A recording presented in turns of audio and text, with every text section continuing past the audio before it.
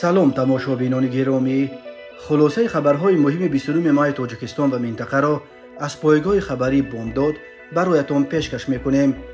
شروع میکنیم از یک نگاه کوتاه به سرخط خبر مهم روز در این برنامه. ریاست وزارت کارهای داخلی دوشنبه از نام میلیسیا ربودن پول و مال شهروندان را رد کرد. خبر مرگ افسر تاجیک ارتش روسیه کاپیتان نجمدین یعقوبوف در اوکراین می جنگید. حکم 4 جوان تاجیک برای زنوزنی با جوانان روس در خباروفسک برای یک دختر. درگذشت سلطان ولییف وکیل سابق پارلمان و رئیس پیشین خوالین گواسه.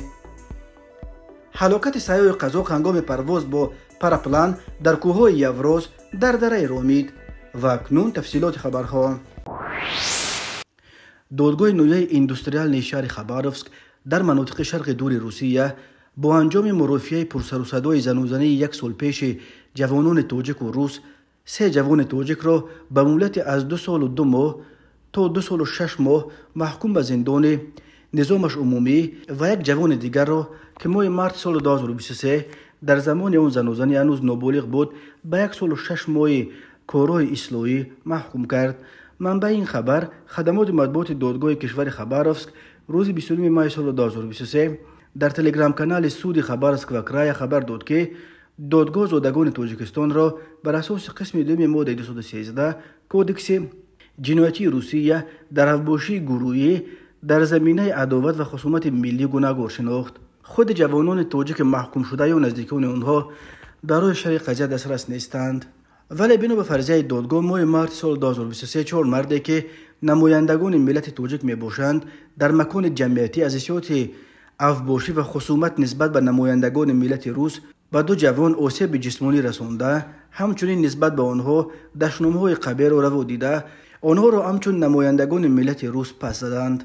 حکم 4 جوان تاجیک هنوز قوه قانونی نگرفته است و آنها حق دارند که از آن به دادگاه بالاتر شکایت برند. تفصیلات دیگر پرونده نشر نشده است. قبلا خدمات مطبوعات ریاست تفتیشات کشور خباروفسک خبر داده بود که زنوزنی بین جوانان تاجیک و روس شام 23 مارس سال 2023 در مرکز سودای یوژنی پارک در حدود نویه اندوستریال از یک باس نوچیز سر شده. گویا یک جوان 19 ساله محلی به یک دختر نابالغ برای سیگار کشیدنش ایراد گرفته است و یک جوان تاجیک که این دختر را همراهی میکرد از پشت دختر با آن جوان وارد بحث شده است. بحث آنها خیلی زود به زنوزنی پیچیده. جوان تاجیک و 3 دوستش آن جوان روس و یک رفیق او را لطوکوب کردند.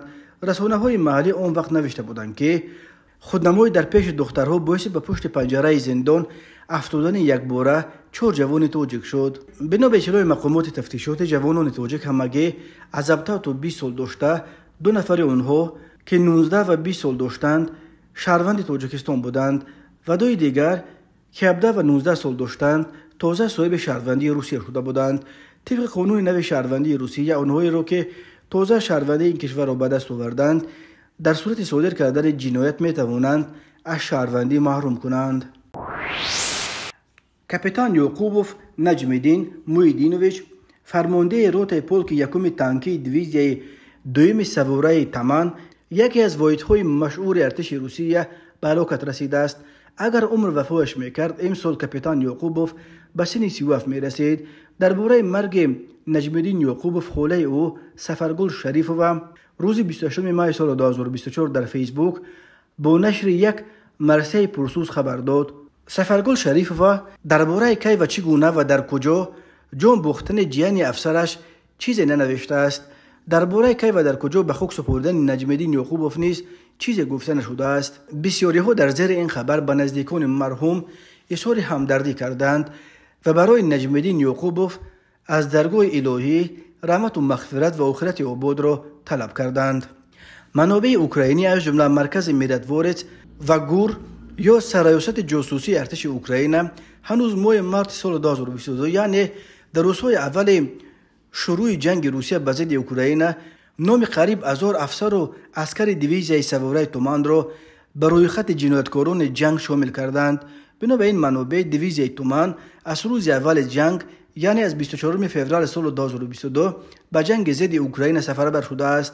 در این روی خط نام کاپیتان یعقوبوف نجمدین نیز بود. بر اساس معلومات منابع اوکراینی رقم شخصی کاپیتان یعقوبوف ت 0534 و وظیفش فرمانده روتا پولک یکم تانک دیویزیای دوم سواره تومان بود.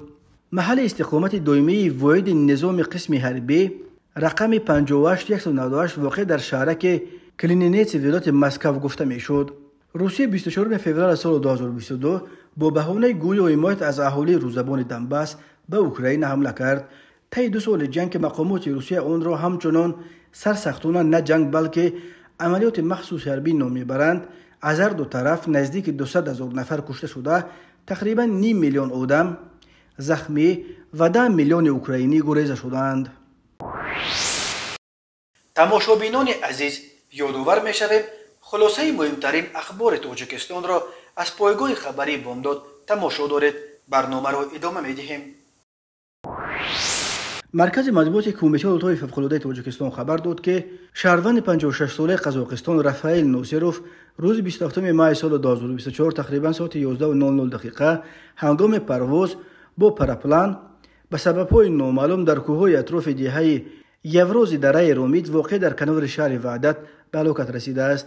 برای انجام عملیات جستجویی نجات بخشان از ریاست خدمات مخصوص نجات و جستجوی کمیته التهای فوق‌العاده تاجیکستان به جای حادثه سفربر کرده شدند. در نتیجه عملیات جستجوی نجات بخشان روز 28 مای سال 2024 جسد شهروند قزاقستان را در کوه‌های یوروز پیدا کرده با استفاده از وسایل مخصوص از کوه پایان فرآوردند و به دست مقامات مربوطه سپردند. کمیته التهای فوق‌العاده تاجیکستان به خاطر پیشگیری از چنین حادثه‌های ناخوش به همه دوستداران این نوع ورزش و استراحت خاطررسان کرده است که پرواز با پراپلان یک نوع ورزش اکستریمالی پرخطر به شمار می رود و باید در آب و هوای مناسب انجام داده شده. پرواز کنندگان باید حتما در سر شلم و با خود دیگر وسایل تامین بی‌خطریشان را داشته باشند. همین طور هر نفری که به پراپلان سوار می شود باید یک چتر یا پاراشوت احتیاطی مناسب وزنش داشته باشد. در سالهای آخر شماره افزاینده سیاحان از کشورهای مختلف به تاجیکستان از جمله برای انجام پروازها با پراپلان و از آسمان تماشا کردن زیبایی‌های کوه‌های این کشور می‌آیند. مرگ شهروند قزاقستان در کوه‌های دره رومیت نخستین حادثه مرگ سیاحان خارجی دوستداران نوع اکستریمالی ورزش و سیاحی در تاجیکستان در سال جاری است. اما نخستین سیاح خارجی که هنگام پرواز با پراپلان در تاجیکستان جان خود را از دست داد بایکر و جوانگرد روس پاول چرنوف معروف به پاول متواز یا پاشا متواز بود. متواز که 38 سال داشت 2 سپتامبر سال 2022 هنگام پرواز با پراپلان در کوههای دره خرنگان نویه ورزوب واقع در تقریبا 25 کیلومتری شمال دوشنبه به هلاکت رسید. پاشا متواز همه پروازهای خود را با ویدیو کامera در لباسش نصب شده ثبت میکرد. او از جمله پرواز روز 9 سپتامبر انجام داده‌اش را در خرنگان نه فقط ثبت کرد بلکه آن را درست کرده در حجم 16 دقیقه در کانالش در یوتیوب گذاشت. صبح 2 سپتامبر در خرنگان کامرای پاول متواز پرواز آخرین او را هم ثبت کرده است، ولی مرگ به او دیگر مجال درست کردن و در اینترنت گذاشتن این ویدیو را نداد. سلطان ولیف وکیل سابق شورای عالی مجلس نمایندگان و مجلس ملی و رئیس سابق نویه خوالینگ واسه روز 28 مای سال 2024 در سن 72 از عالم چشم پوشید.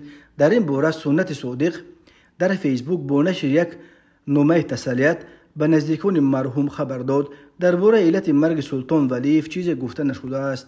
سلطان ولیف 5 مارس سال 1952 در نویه خوالینگ به دنیا آمده.